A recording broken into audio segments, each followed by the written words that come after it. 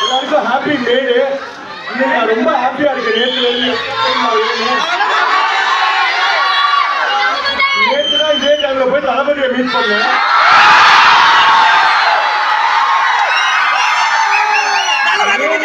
எவ்வளவு அழகா இருக்காரு தெரியுமா? ஒண்ணு இல்லை, ஒரு ஐடி கார்டு வந்து கொடுத்தா அங்க எந்த காலேஜ் தான் இருக்காரு.